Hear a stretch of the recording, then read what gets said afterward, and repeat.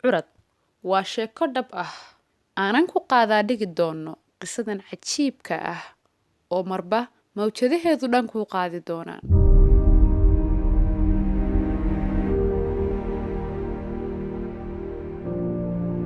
waxaa qoray oo qalinka u qaatay qisadani curad macallin iyo rugcadaa saxaafadeed maahir jaamac aadam waxa uuna ka qoray qof ka mid ah bulshada.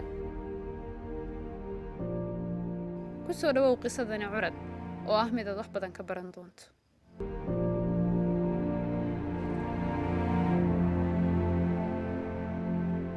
habeen kasta marka la gaaro xilliga hurdada oo qof walba oo qoyska ka mid ah uu dul tago gogoshiisa ayaan aniguna ku daahi jiray qolka fadhiga kamana bixi jirin ilaa ay rabitaanka hurdadu la ilmayso naftayda.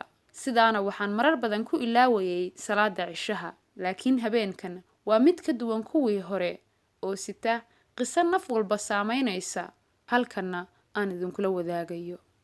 habeenkan aniga ayaa ugu horeeya qof ka soo baxa qolka fadhiga oo ay dhammaan qoysku ku wada caweynayaan. waxaan goostay inaan seexdo xilli hore. markaan dul imid gogashayda ayay durbadiiba walaashay ii timid oo igu tiri, miyaad xanuunsan tahay? waxaan ugu jawaabay, maya. haa, dadkiibaa is yidhi, wiilku caawa armuu xanuunsan yahay, waa isaga durba jiifka ku cararay. sidaas ayay wax iigu sheegtay walaashay Sahra. cabbaar ayaan galgashay oo aan hurdada raadinayay. hadbadhan ayaan isku rogay. waxaan ahaa qofkii ugu dambeeyey ee gurigeenna hurdo helay. xilli ay ku beegan tahay saqdii dhexe ayaan indhaha isgeliyey. wax yar kadib waxaa la ii soo garaacay iridda qolkayga.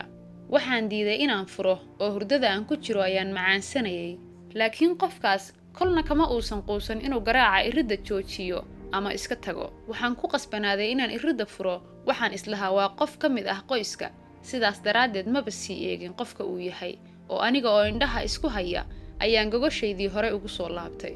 qofkii uu soo galay wuxuu sitaa kursi laga leeyahay xaafadda, kaas oo qolka hooyo uun la dhigo.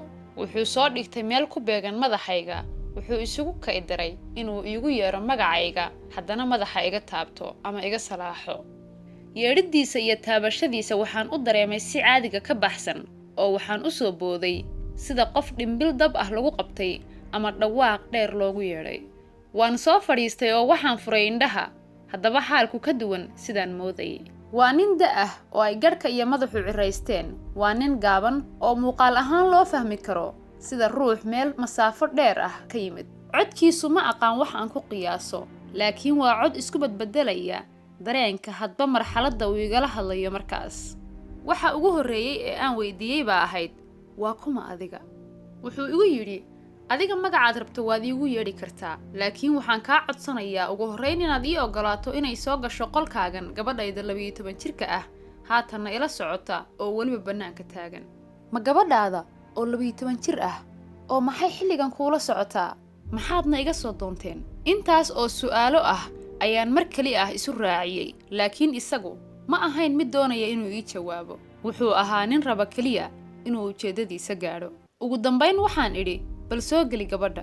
waxaa ka soo muuqatay ilinka gabadh yar oo baqdin iyo xishoodba uu ka muuqdo. iridda ayay isku nabtay ilaa aan dhowr jeer aniga iyo odaygu ku niri, gudaha u soo dhaaf ama u soo gal. markaas oo ay soo gashay gudaha.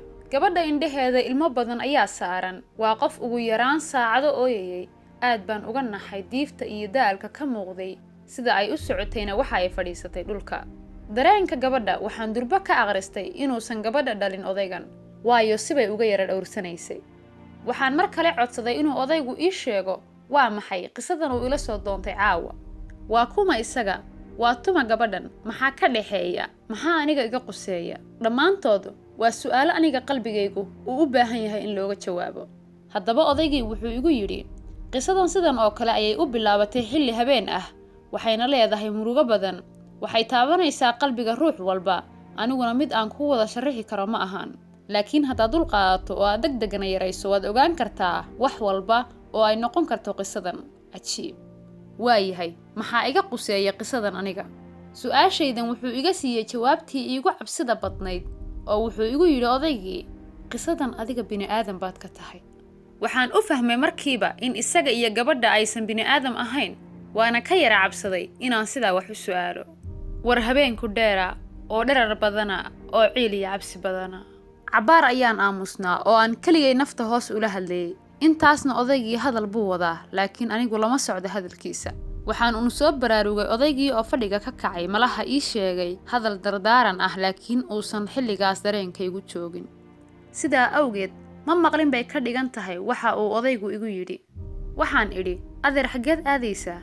Wuxuu yidhi, waan soo noqonayaa ee gabadha meesheeda ha sii jiifto. Waxaan eegay gabadhii oo kol hore ayay hurdo la dhacday dhulka.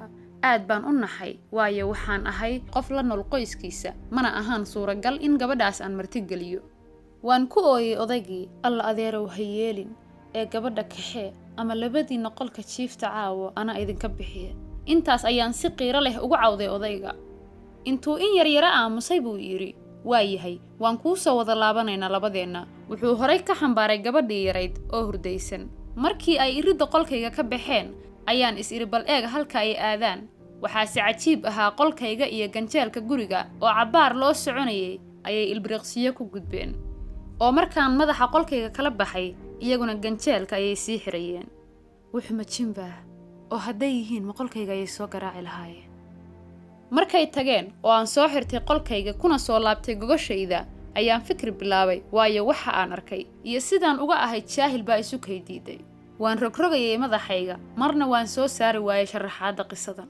waxaan la yaabanaa kelmadda ah waan kuu soo noqonaynaa. goorma ayay soo noqon karaan? maxay la soo noqon karaan? maxaa odayga iyo gabadhaas yar xilligaas isku raray haddayba isdhaleen? muxuu kuu sheegay ninku intii aad fikirka ku maqnayd? kursigan siduu halkan kula yimid? su'aalahan ayaa maskaxdayda hadba dhan u guurayay. waxaan la sii calool xumaaday. gabadha yar maxay la ooyeysay? dhibaatada ka muuqatay maxay ahayd? war ninku armuu gabadha soo xaday. laakiin waxaas oo dhan waxay isbedelayeen markaan eego waqtiga iyo goobta la iigu yimid iyo sababta ay dadkan ii soo doorteen oo aan midna garanaynin. haddii aad la socoto qisadan waad fahmi doontaa dhammaan waxa ay xaqiiqadu tahay. la soco qaybta labaad berri xilligan oo kale insha Allah.